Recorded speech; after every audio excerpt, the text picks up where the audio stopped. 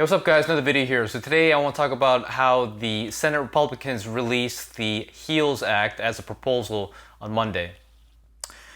Okay, so Senate Majority Leader Mitch McConnell on Monday introduced a collection of stimulus measures aimed at helping American families, workers, and businesses weather the illness. The HEALS Act, or also known as the Healthcare Economic Assistance Liability Protection in Schools Act, contains policies that are tailored to the state of the U.S. economy, which has one foot in the illness and one foot in recovery, McConnell said.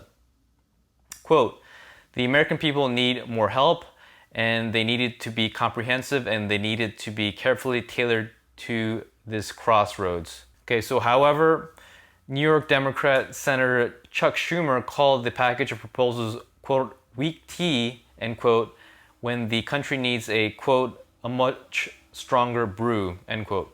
Okay, so let's go over the provisions of the proposal.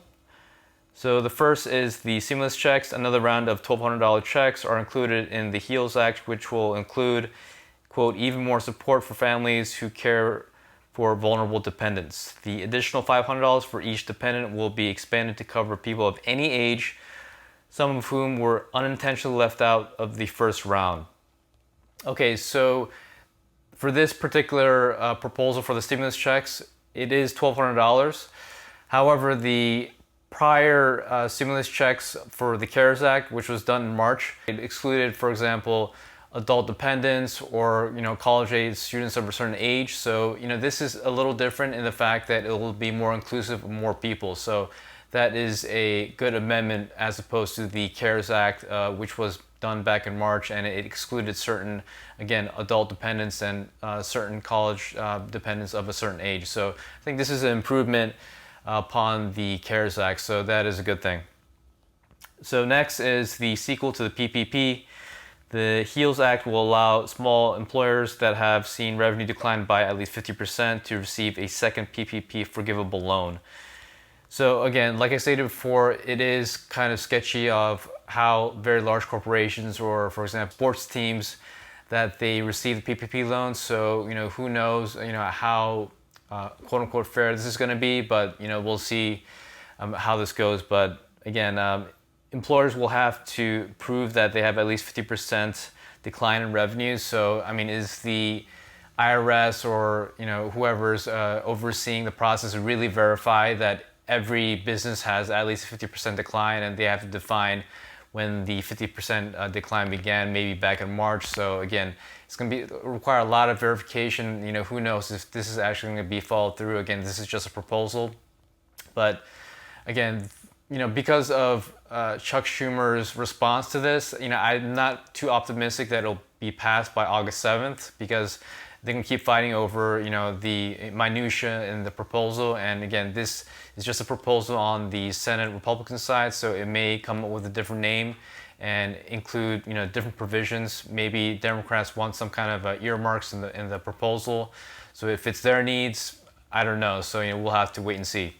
Okay, so this is a huge one. Unemployment, federal unemployment is now reduced from 600 to 200. So this is a 66% decline in the amount previously, which just expired. So again, the Republicans, they don't really want to continue with a $600 per week federal unemployment benefit, because it is a huge amount, and again, it's going to add to the national deficit. Naturally, they don't want to keep adding to the deficit, even though it's in the trillions and trillions of dollars. They don't want to add trillions more to it, as what was suggested by the HEROES Act for the House Democrats. So it's not going to happen. And again, a 66% reduction of the original $600 amount, again, that's probably in line with what the Republicans want, but who knows if they're going to get it. They may have to compromise, and it may range from 200 to 300 to 400, again, depending how they negotiate with the House Democrats.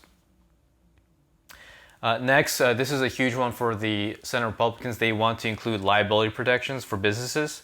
So liability protections would be included for everyone from doctors to nurses, who will be protected from malpractice suits, to churches, charities, businesses, and schools, McConnell noted. So this is also a concern for the Republicans, because let's say businesses get back online and they're serving people or serving customers and clients They don't want these customers and clients to go back and say, oh, hey, I got the illness. They want to place some blame on the service provider. So this is huge, and they're going to provide money for that in the case of, for example, malpractice or having customers or clients blame them for getting the illness or if they were exposed to the illness while they're frequenting their business. Okay, so for healthcare, the legislation will focus on diagnostics, treatments, and vaccines for the illness, and the bill will protect Medicare recipients from premium spikes. So again, that's fair.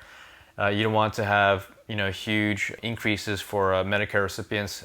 A lot of Medicare recipients aren't in the position to pay higher premiums. Next is the PPE Made in America. McConnell noted on Monday that the illness had caused leaders to re-examine the degree of dependence the U.S. has on China. So it will provide incentives for domestic production of PPE. So, if you notice a lot of the masks, especially the fabric masks or the cheaper masks, they are mass produced in China, and the U.S. has to greatly depend on them. And again, the relationship between the U.S. and China is very capricious currently, of course.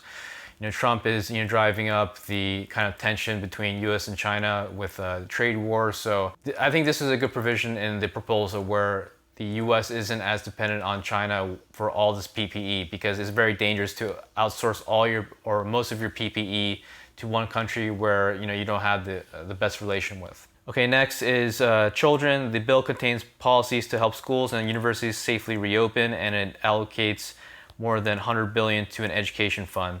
So this is the hot debate with a lot of states. They are determining if they should have online schools or have them in person. Naturally, the debate is that children, they aren't as susceptible to the illness, so they are more inclined for them to return back to school. And again, it's a hot topic because the parents need to have a daycare for the children because they're off to work, or if they do telecommute, then they'll have to watch the kids at home if the schools are online.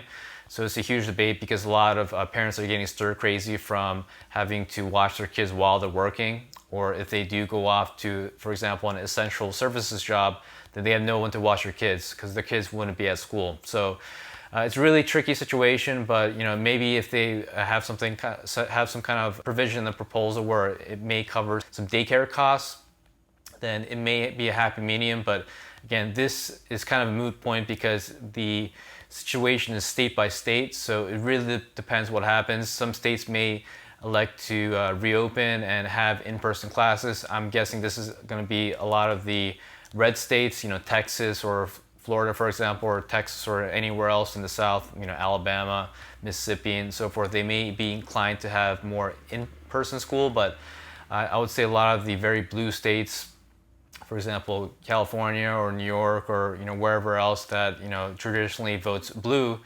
they're probably going to be doing the online schooling. And again, really depends on the policy state by state. So it really depends, and we'll see what happens. Hey, lastly, the tax breaks. A number of tax credits will be expanded or added via the HEALS Act, including access to employment tax credit and the work opportunity tax credit. Tax credits will be made available to help businesses buy PPE and to implement proper clean protocols as a means to safely reopen and serve customers. So again, additional tax incentives, what the Republicans want for the Senate to have a very pro-business stance and have business reopen as soon as possible, because that's what the Republicans want. Again, they're pro-business, and they don't want their constituents, again, pro-business constituents, to keep having to have a decline in revenue. But again, it's a careful balance between increasing the cases of the illness versus having business not being lost forever. So hopefully, guys, this is a little helpful. And again, just watch out for the stimulus check. We don't know if it's going to be passed by August 7th, but again, the very latest that you'll receive these checks, because it is something that the Democrats and the Republicans agree upon, it's probably going to be early September. So thanks again, guys. And guys, please subscribe, like the video, and check out the link below on Amazon for my book, Austerity Millionaire. It explains how I, as a 35-year-old, became a multimillionaire.